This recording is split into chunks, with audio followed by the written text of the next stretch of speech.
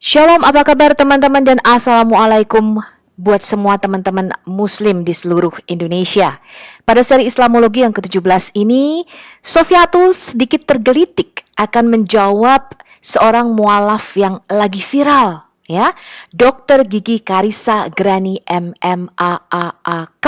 Wow, luar biasa gelarnya. Ya, saya rasa seorang dokter pastilah seorang yang cerdas, apalagi katanya Dr. Gigi Karissa Grani tadinya aktif di dalam gereja. Makanya Sofiatul tergelitik pada video kali ini menjawab klaim Karissa Grani yang tadinya kata seorang Kristen, supaya tidak ada lagi orang-orang Kristen yang tertipu, teman-teman, oleh propaganda ajaran Islam modern yang tidak sesuai dengan fakta dan sejarah. Pada video kali ini, Sofiatul dan Bapak Gracia Pelo, kita akan menjawab klaim daripada Dr. Gigi Karissa Grani mengenai apakah benar Quran itu terjaga selama 14 abad, tidak berubah titik komanya. Dan kenapa cuma Islam agama yang terjaga sampai sekarang ini? Kita lihat klaim daripada Karissa Grani.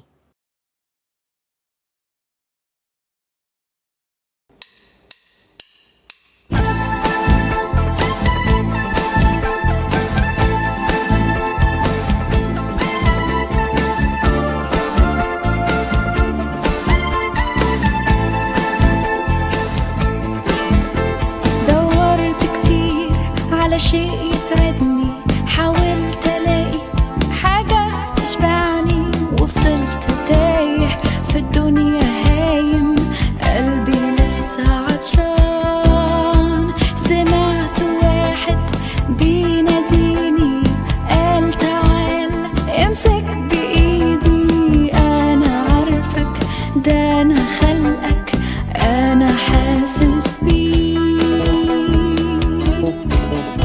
وجيت عشانك يا حبيب مت بدالك على الصليب وهبتك حياة واديتك نجاة كل ذنوبك مغفورة لك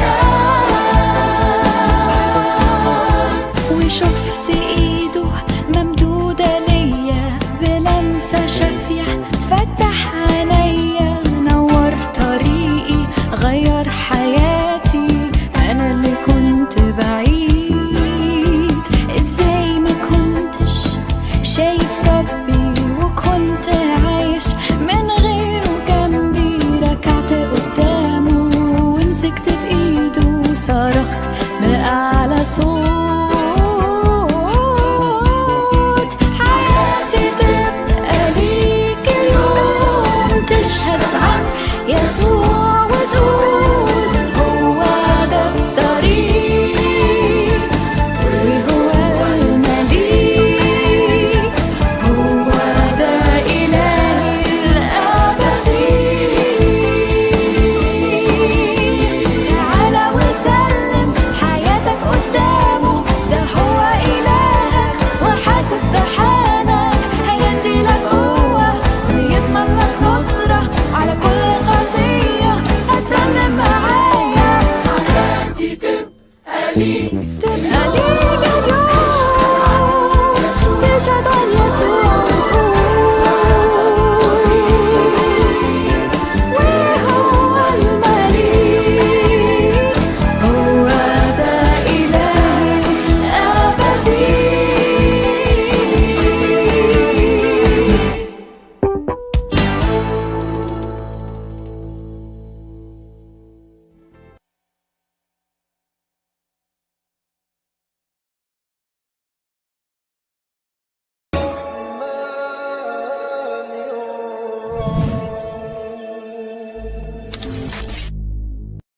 Islam ini adalah agama yang betul-betul dijaga ya dari perubahan gitu. Masya Allah gitu. Terutama ya paling terlihat dari sumber hukum sendiri gitu, yaitu Al-Quran dan hadis gitu. Nah, seperti janji Allah ya di Quran surat Al-Hijrah ayat 9, sesungguhnya kamilah yang menurunkan Al-Quran dan sesungguhnya kami benar-benar memeliharanya.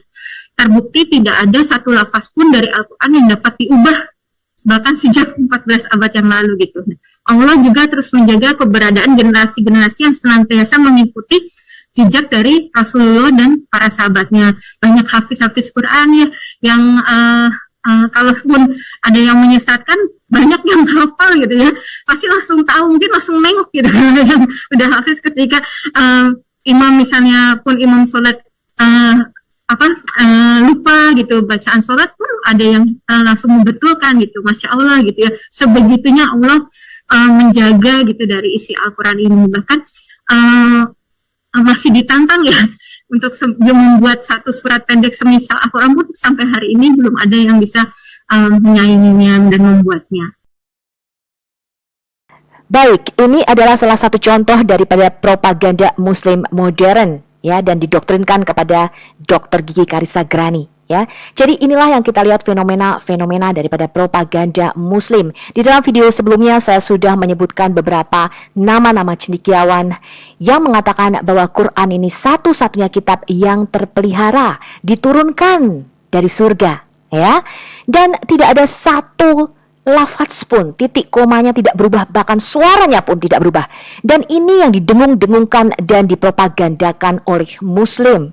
Ya, termasuk salah satunya adalah Susan Hanif, seorang Amerika yang kemudian convert memeluk kepada Islam. Jadi mereka begitu terpesona oleh propaganda ini karena mereka pertama tidak bisa bahasa Arab. Ya, mereka tidak bisa berbahasa Arab dan tidak mempunyai akses kepada buku-buku sejarah daripada kitab-kitab Muslim sendiri. Nah, pada hari ini kita akan membongkar mitos ini. Pak Gracia Pello dan Sofiatul akan menjawabnya dari data dan fakta sejarah yang ada. Jadi ini adalah klaim daripada Muslim mengenai penjagaan Al-Quran dan hadis sempurna.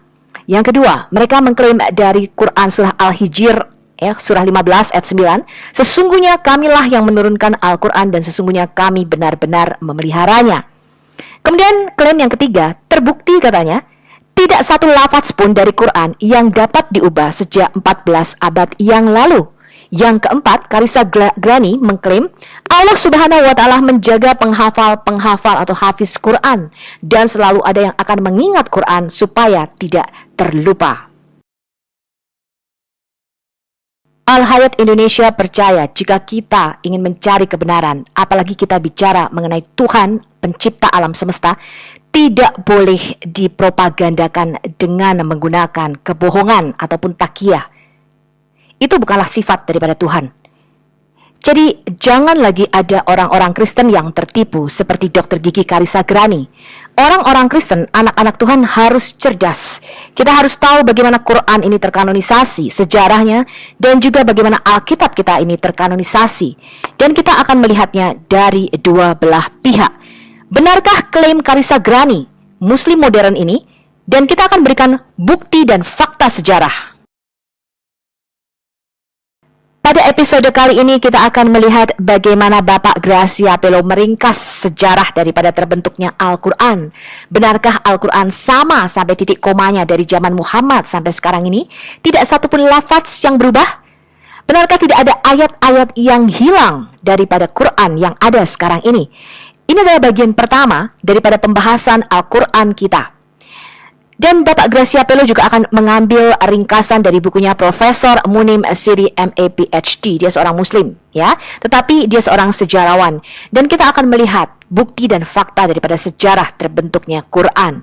Tidak seperti yang diklaim oleh Karisagrani, sebab dia adalah orang awam yang tidak tahu apa-apa tentang sejarah terbentuknya Quran.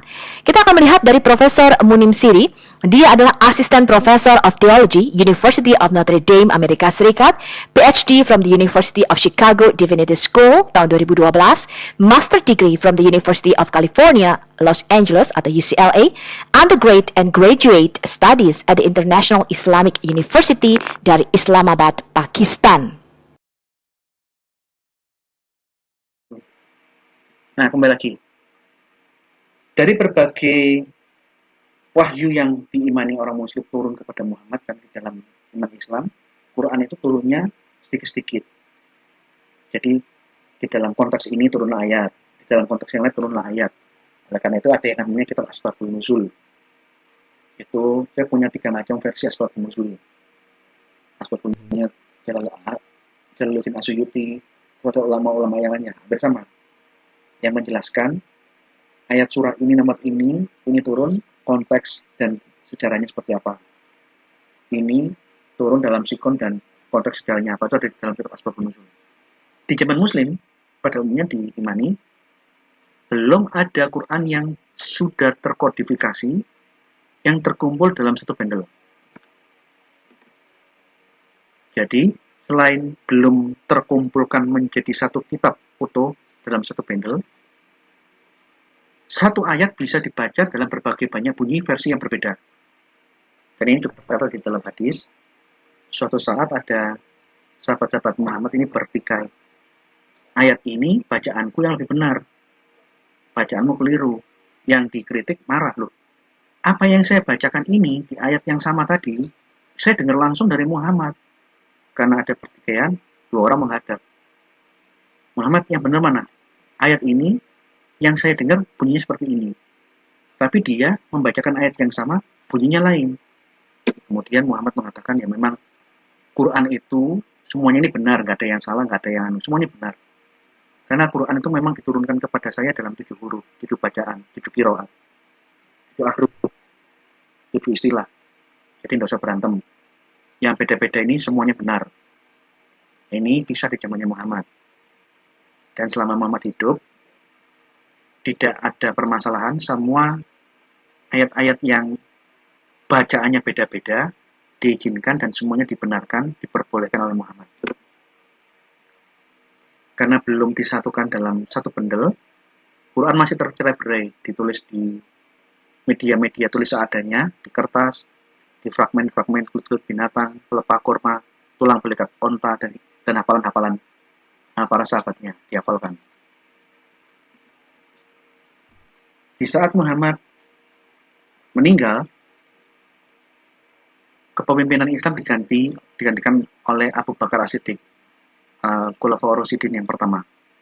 Di saat Abu Bakar memimpin, banyak orang yang awalnya Islam bergabung bersatu dalam kelompok Islam, agama Islam, keluar dari Islam dan kembali ke kepercayaannya masing-masing. Entah kepercayaannya apa, ada yang kembali ke kepercayaan jahiliyah dan kepercayaan asalnya.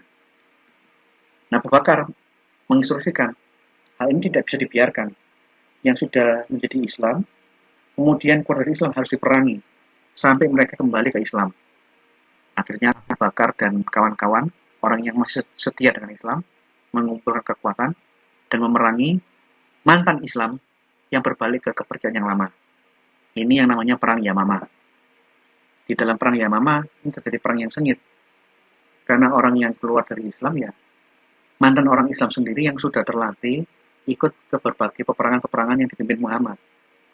Dikisahkan di dalam berbagai hadis. Ini ada beberapa varian hadis. Ada yang mengatakan pada waktu Perang Yamamah, ada 70 hafiz, 70 orang penghafal Quran yang meninggal. Tapi di versi hadis yang lain, di Perang Yamamah ada 200 penghafal Quran yang berbeda. Yang benar yang mana enggak, saya nggak mau mencampuri. Yang jelas dari dua riwayat hadis ini, substansinya adalah jumlah orang pengingat-pengingat ayat-ayat Al-Quran di otaknya itu yang mati banyak sekali. Karena banyak yang meninggal, Abu Bakar takut. Jangan-jangan kalau kita nggak segera menyalin dan membukukannya menjadi satu bundle, lama-lama Quran hilang dong dari dunia ini. Oleh karena itu, Abu Bakar mengupayakan pembendelan, penulisan ulang, penyatuan Quran di dalam satu naskah, satu bundle. Dia panggil Sa'id bin Sabit, sahabatnya Muhammad yang masih muda, yang terdidik, pintar, bisa baca tulis. Abu Bakar panggil dia, disuruh mengumpulkan Al-Quran yang tersebar di mana-mana. Kumpulkan dan tuliskan semua Al-Quran. Pada waktu Abu Bakar memberikan perintah yang pertama ini, hadis mencatat, Sa'id bin Sabit menolak. Kenapa kamu nyuruh saya melakukan sesuatu yang tidak pernah diperintahkan Allah dan Nabi-Nya? Allah tidak pernah menyuruh di dalam Al-Quran harus menulis dan mengumpulkan Al-Quran. Termasuk tidak pernah ada perintah langsung dari Muhammad bahwa Quran itu harus disatukan dalam satu bundle, dalam satu buku. Apa yang kamu perintahkan, wahai Abu Bakar, ini adalah perintah baru bukan perintah Allah dan bukan perintah Muhammad. Begitu Sa'id menolak, Abu Bakar di dalam hadis mengatakan, sudah lakukanlah karena ini adalah perbuatan baik Sa'id. Karena disuruh lagi untuk yang kedua kali, Sa'id menolak lagi yang kedua kali. Wahai Amirul Mukmin, wahai pemimpin orang beriman, wahai Abu Bakar, andai kata kamu suruh pindahkan gunung, saya gali gunung ini dari sebelah sini ke sebelah sana, ini masih lebih mudah daripada kamu menyuruh saya mengutus untuk mengumpulkan seluruh Quran yang tercerai-berai. Dari jawaban penolakan yang kedua oleh Sa'id bin Sabit di dalam hadis, kita dapat mengambil indikasi bahwa upaya mencatat dan mengumpulkan Quran yang tercerai-berai menjadi satu bundle bukan pekerjaan yang gampang, pekerjaan yang sulit, dan yang jelas itu bukan perintah Allah dan bukan perintah Muhammad. Ini perintah selain Allah dan perintah selain Muhammad. Setelah Sa'id menolak yang kedua kali, Abu Bakar tetap mendesak, sudahlah, kerjakanlah, karena ini adalah perbuatan baik. Setelah didesak yang ketiga, baru Sa'id mengatakan, baiklah, kalau memang seperti itu niatmu. Akhirnya Sa'id bin Sabit pamit untuk mulai mengumpulkan berbagai Quran yang tercerai-berai di mana-mana. Mengumpulkan para saksi-saksi yang mengingat, yang menghafalkan Quran di ingatannya, Quran yang dicatat di kutu batu putih, di pelepah kurma, di kulit binatang, di mana-mana dikumpulkan. Dan dimulailah penyalinan fase yang pertama kali. Nah, setelah disalin, pekerjaannya nggak gampang, berdasarkan narasi-narasi hadis, ini bertentangan dengan klaim-klaim umat muslim yang zaman sekarang. Bahwa Quran ini dihafalkan oleh jutaan orang, hebat banget. Jadi, andai kata ada kekeliruan kecil saja, sangat mudah diketahui. Quran ini diingat di jutaan pengikutnya, orang muslim. Nah, kalau memang Quran itu mudah dihafal, maka pengumpulan Quran harusnya tidak boleh menunjukkan gambaran narasi yang seperti tadi. Kalau penghafal-penghafal Quran zaman dulu itu punya hafalan yang luar biasa, tingkat hafalan yang ilahi, mereka cukup kumpul 2-3 orang, ayo, orang pertama silakan kamu baca, orang yang satu nyalin. Ayo kamu lanjut orang yang kedua, baca. Orang yang kedua membaca, yang satu nyalin. Dalam waktu yang sangat singkat, didapatkan suatu bundle Al-Quran yang lengkap dalam satu bundle. Kenapa logikanya? Semua gampang, semuanya hafal, semuanya ingat. Tapi masalahnya, antara klaim Quran ini banyaknya menghafal, penghafal-penghafal Quran zaman dulu itu punya daya hafal setingkat ilahi, daya hafal yang ilahi. Kalau kita lihat dibandingkan dengan narasi hadis, bahwa si Sa'id itu menolak berkali-kali, bahkan lebih baik saya pindahkan gunung daripada saya mengumpulkan Quran. Ini menunjukkan dua hal yang tidak sejalan. Ada pertentangan di sini. Nggak logis kalau sesuatu itu gampang. Saya ngomong, oh kamu nyuruh saya menyalin Quran menjadi satu bundle. Gampang Pak. Tapi jawabannya apa? Enggak. Kalau gunung ini aku gali, ku pindahkan ke sebelah sana, sehingga gunungnya berpindah. Yang awalnya di sebelah kanan berubah menjadi di sebelah kiri. Ini lebih baik, lebih gampang daripada saya menyusun kembali Quran yang tersebar di mana-mana. Narasinya nggak boleh seperti itu. Oke, lanjut. Setelah Sa'id melaksanakan perintah Abu Bakar meninggal. Proses penyalinan dan pembukuan kodifikasi Al-Quran terhenti. Salinan yang setengah jalan yang sudah dilakukan oleh Sa'id bin Sabit diserahkan ke pemimpin Islam berikutnya, Umar bin Khattab.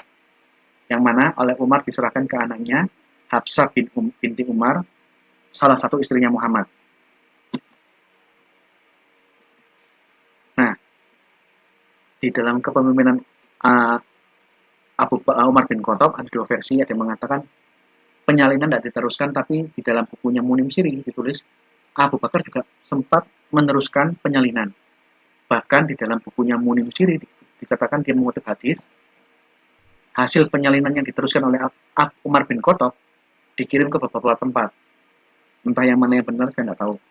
Tapi secara umum banyak yang meyakini bahwa penerusan penyalinan di masa Abu Bakar terhenti. Abu Bakar matinya ditikam oleh salah satu budak dari Afrika Utara.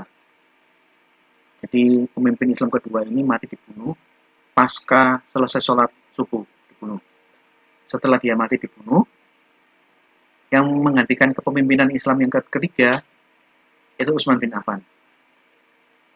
Utsman bin Affan yang berkuasa pun akhir hidupnya pun juga mati dibunuh. Jadi pasca kematian Muhammad, kepemimpinan Islam itu penuh dengan lembar berdarah-darah. Kelompok yang satu bunuh yang lain berkuasa. Waktu dia berkuasa, ada orang yang bunuh ini menggulingkan ganti. Bahkan kalau kita baca sejarah, keturunan Muhammad, keluarganya Muhammad dibantai semua. Cucu laki-laki Muhammad, Husain dan Hasan. Orang mengatakan, wah kita menghormati keluarga Nabi Ahlul Bait. Keluarga Nabi itu habaib, dihormati. Zaman sekarang sih iya. Tapi kalau kita lihat catatan sejarah, cucunya Muhammad, anaknya Ali bin Abi Thalib, dibantai semua. Jadi keluarga Muhammad tidak meninggalkan satupun cucu laki-laki karena dibunuh oleh sesama Muslim di Karbala, di Irak. Nah, setelah Utsman berkuasa, yang dimana dia juga akhirnya dibunuh, di awal kepemimpinannya, Utsman meneruskan kebijakan untuk melakukan ekspansi supaya wilayah Islam itu jangan kecil, melebar kemana-mana. Dia mengutus Panglima Islam Hudzaifah untuk ekspansi ke arah Azerbaijan di perbatasan Rusia, supaya Azerbaijan, Armenia, dan sekelilingnya itu dapat dikuasai, dijajah, ditaklukkan, digabungkan menjadi wilayah Islam. Hudzaifah berangkat dengan tentara Muslim yang banyak, tapi di saat dia mampir ke Syria sudah ditaklukkan sebelumnya. Di Syria dia mendapati fakta bahwa ada pertentangan antara orang Muslim yang satu dengan Muslim yang lain mengenai bacaan Quran mana yang benar, saya atau kamu. Hudzaifah bingung loh. Orang-orang ini kalau sudah punya Al-Quran ya, dia meneruskan, ya masa bodoh lah kamu mau berantem nanti dulu. Dia meneruskan pasukannya karena harus menyelesaikan misi memerangi dan menaklukkan Azerbaijan dan sekitarnya. Dia berangkat ke utara terus, masuk ke daerah Irak, sampai di kota Kufa. Irak di Kufa pun sudah menjadi bagian Islam, sudah ditaklukkan. Sampainya Hudzaifah dengan laskar-laskar Muslim dari Arab Saudi, mereka mendengar di Kufa pun terjadi percekcokan mengenai bacaan Quran siapa yang benar, saya atau kamu. Berantem lagi, ada pertikaian di situ. Bertanya-tanya loh, di sini juga berantem juga ya. Akhirnya ditinggalkanlah masalah ini demi menuntaskan misi yang diperintahkan oleh Khalifah.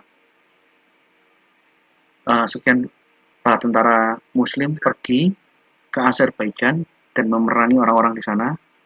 Orang-orang sana kalah, mereka ditaklukkan, mereka menjadi bergabung di dalam wilayah kekuasaan Islam. Setelahnya mereka pun menang, Hudzaifah kembali ke Madinah, ke Arab Saudi. Langsung lapor kepada Utsman. Bagaimana? Apakah kamu berhasil? Berhasil sih berhasil, tapi ada yang lebih penting dari keberhasilan peperangan saya. Karena di beberapa daerah, baik di Syria maupun di Irak, terjadi pertikaian, percekcokan mengenai bacaan Quran mana yang benar. Tolong Khalifah Utsman melakukan tindakan penyelamatan, supaya jangan sampai Islam terpecah belah karena ada beda-beda kitab suci. Tapi kalau kita baca narasi Quran, narasi hadis, laporannya Hudzaifah ini disisipi dengan informasi hoax, informasi palsu. Di dalam hadisnya itu dikatakan begini, lakukanlah tindakan penyelamatan supaya umat jangan terpecah belah seperti orang Nasrani dan orang Yahudi yang bertikai karena berbedanya bacaan-bacaan Alkitabnya. Yang ini yang saya bilang informasi hoax. Yahudi dan Kristen, bahkan antara Kristen yang satu dengan Kristen yang lain, sangat dimungkinkan berbeda tafsir. Tetapi baik Protestan dengan Pentakosta, dengan Katolik, dengan Ortodok, semua gereja manapun masih menggunakan kitab suci yang sama, teks yang sama, ayat yang sama, bunyinya yang sama. Termasuk kalau kita ngomong antara Kristen dengan Yahudi, perjanjian lama, mulai dari kitab Kejadian sampai Malayaki, apa yang dibaca orang Yahudi Itu pun yang dibaca sama orang Kristen sama semuanya, ayat per ayat. Yang jadi perbedaan antara Yahudi dan Kristen, penafsirannya yang berbeda. Tapi dokumentasinya, teksnya sama.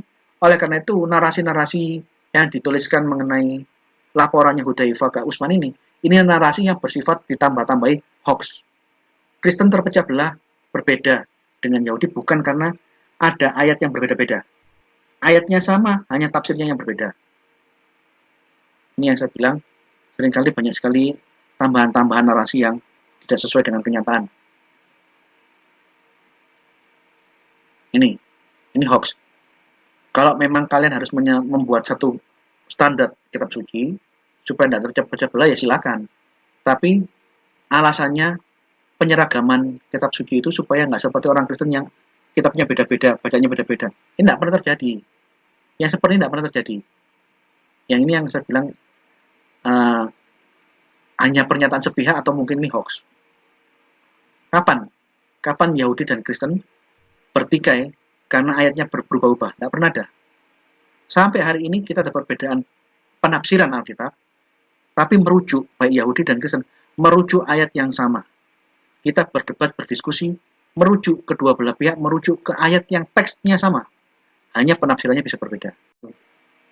Nah, kembali lagi.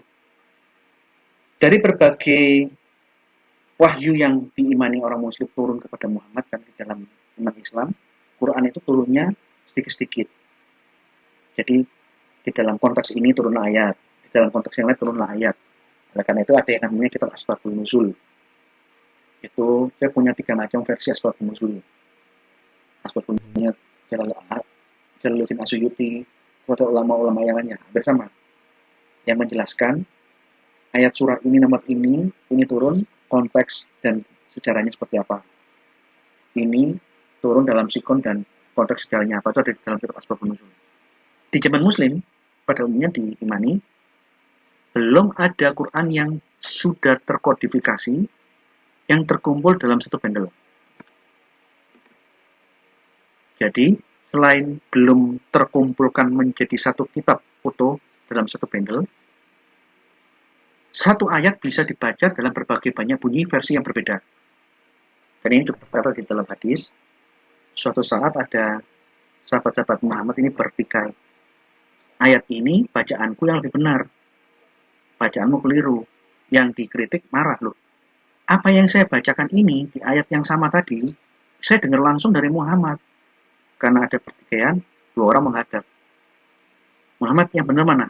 Ayat ini yang saya dengar bunyinya seperti ini. Tapi dia membacakan ayat yang sama, bunyinya lain. Kemudian Muhammad mengatakan, ya memang Quran itu semuanya ini benar, nggak ada yang salah, nggak ada yang semuanya benar. Karena Quran itu memang diturunkan kepada saya dalam 7 huruf, 7 bacaan, 7 qiraat, 7 ahruf, 7 istilah. Jadi nggak usah berantem. Yang beda-beda ini semuanya benar. Ini bisa di zamannya Muhammad. Dan selama Muhammad hidup, tidak ada permasalahan, semua ayat-ayat yang bacaannya beda-beda diizinkan dan semuanya dibenarkan, diperbolehkan oleh Muhammad.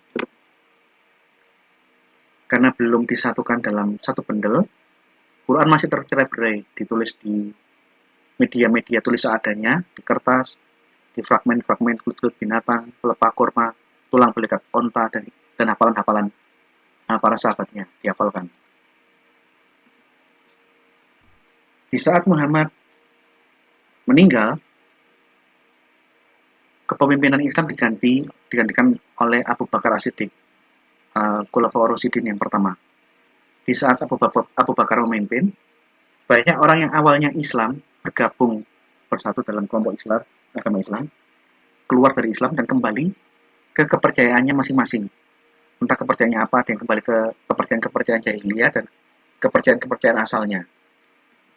Nah, Abu Bakar menginstruksikan hal ini tidak bisa dibiarkan. Yang sudah menjadi Islam, kemudian keluar dari Islam harus diperangi sampai mereka kembali ke Islam. Akhirnya Abu Bakar dan kawan-kawan, orang yang masih setia dengan Islam, mengumpulkan kekuatan dan memerangi mantan Islam yang berbalik ke kepercayaan yang lama. Ini yang namanya Perang Yamamah. Di dalam Perang Yamamah, ini terjadi perang yang sengit. Karena orang yang keluar dari Islam ya mantan orang Islam sendiri yang sudah terlatih ikut ke berbagai peperangan-peperangan yang dipimpin Muhammad.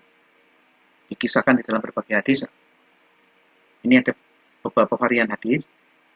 Ada yang mengatakan pada waktu perang Yamamah ada 70 hafiz, 70 orang penghafal Quran yang meninggal.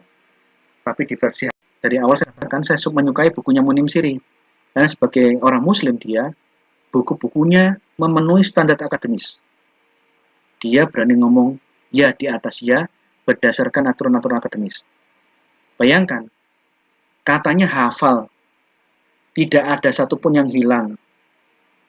Nah kalau hafalnya dengan tingkat hafalan yang ilahi, masa satu ayat, dua ayat pendek hilang, nggak bisa dipulihkan?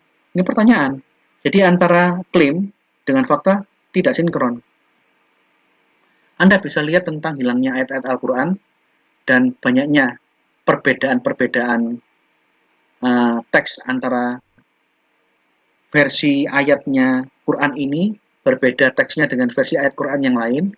Anda bisa mengikuti pelajaran lebih lanjut, beli bukunya Al-Itqan fi Ulum Quran, tulisannya Imam Jalaluddin Asyuyuti. Di dalam buku ini, meskipun banyak sekali pembenaran-pembenaran, tapi setidak-tidaknya dia banyak memberikan data-data jujur bahwa Qurannya versi ini jumlah surahnya tidak 114. Jumlah surahnya Mushaf Ibnu Mas'ud antara 106 sampai 108. Jadi ada 6 sampai 8 surah yang tidak masuk. Sedangkan Quran yang resmi yang kita pakai sekarang ini, yang ada di zaman sekarang ini, jumlah suratnya baku 114. Tapi orang-orang di zaman Muhammad tidak 114. Ada yang 107, 108, beda-beda, tidak seragam. Termasuk perbedaan-perbedaan ayat, perbedaan-perbedaan teks antara Quran yang satu dengan yang lain ada dicatat di sini. Termasuk banyaknya kata-kata asing yang dipakai di dalam Quran dicatat. Karena ada klaim Quran ini diturunkan Allah di dalam bahasa Arab. Ini ada hadisnya.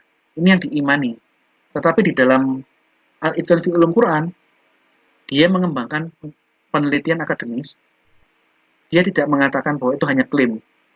Faktanya, ada banyak bahasa-bahasa dari bahasa Koptik Mesir masuk. Ada bahasa Aramaik yang masuk. Ada bahasa Ibrani yang masuk. Ada banyak bahasa Ethiopia yang masuk di dalam Quran. Jadi Quran tidak 100% dalam bahasa Arab.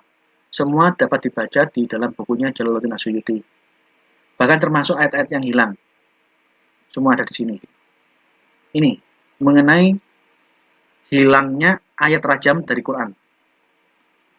Termasuk jumlahnya ada ayat-ayat yang ada perbedaan jumlah ayat antara Quran versi Islam dengan sebelumnya. Coba kita baca frase bagian atas. Dia berkata, apa ini? Bin Ja'far bercerita kepada kami dari Al-Murbara bin Fadalah bin Asim bin Abin Nujud dari Sirin bin Hubais, bahwa ia berkata, Ubay bin Ka'ab bercerita kepadaku, seberapa banyak kamu menghitung surah Al-Ahzab? Aku berkata, 72 ayat atau 73 ayat. Ubay bin Ka'ab berkata, dahulu surah Al-Ahzab, surah ke-37, tebalnya sama dengan surah Al-Baqarah. Surah Al-Baqarah kalau Anda lihat, itu 286 ayat. Jadi, sahabat-sahabat Muhammad kaget. Dulu, surah ke-37, surah Al-Ahzab itu setebal surah Al-Baqarah. Tapi setelah disalin, dibukukan oleh Utsman secara resmi, jumlahnya berapa sekarang? 72 atau 73. Loh, kok hilang banyak? Terus baca lagi. Selain surah Al-Ahzab di zaman Utsman sekarang yang kita pakai berbeda dengan jumlah surat di zaman dulu, Jalaluddin menulis, dan dahulu kami membaca ayat rajam di dalamnya. Aku berkata, apa ayat rajam itu? Dia berkata, bunyinya seperti ini. Laki-laki dewasa dan perempuan dewasa, jika keduanya berzina, maka rajamlah mereka berdua sebagai hukuman dari Allah. Dan Allah adalah Maha Perkasa lagi Maha Bijaksana. Ini bunyi ayat rajam yang hilang. Salah satunya versinya bunyi seperti ini. Yang kedua,